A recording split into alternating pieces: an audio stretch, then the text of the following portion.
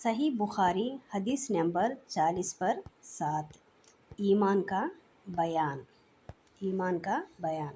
اس حدیث میں طلحہ بن عبداللہ رضی اللہ تعالیٰ عنہ کی روایت ہے کہ ایک مرتبہ نجد والوں میں ایک شخص نبی کرم صلی اللہ علیہ وسلم کے پاس آیا تھا۔ اس کا سر پر یشان یعنی بال بکھرے ہوئے تھے، یعنی بال گندے اور بڑھ کر رہے تھے۔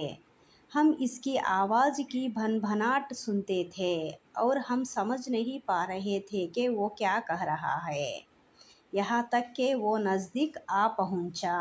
جب معلوم ہوا کہ وہ اسلام کے بارے میں پوچھ رہا ہے، اسلام کے بارے میں وہ کچھ سوال کر رہا ہے، نبی کرم صلی اللہ علیہ وسلم نے فرمایا کہ اسلام دن رات میں 5 نماز پڑھنا ہے، 5 وقت کی نماز پڑھنا ہے۔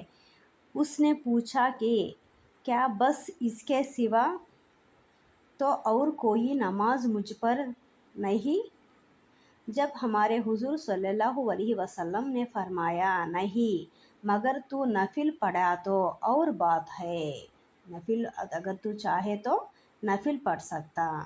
نبی کرم صلی اللہ علیہ وسلم نے فرمایا اور رمضان کے روزے رکھنا، اسلام کا اور دوسرا جواب رمضان کے روزے رکھنا۔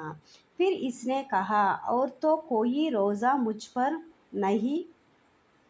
جب ہمارے حضور صلی اللہ علیہ وسلم نے فرمایا نہیں، مگر تو نفل روزہ رکھا تو اور بات ہے، نفل روزہ رکھا تو اور بات ہے۔ پھر نبی کریم صلی اللہ علیہ وسلم نے اس سے کہا کہ زکوٰۃ دینا ہے، اسلام میں زکوٰۃ ادا کرنا۔ وہ شخص کہنے لگا کہ بس اور کوئی صدقہ مجھ پر نہیں ہے؟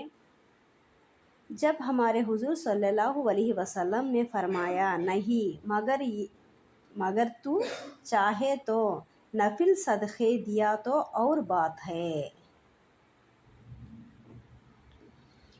اور بات ہے۔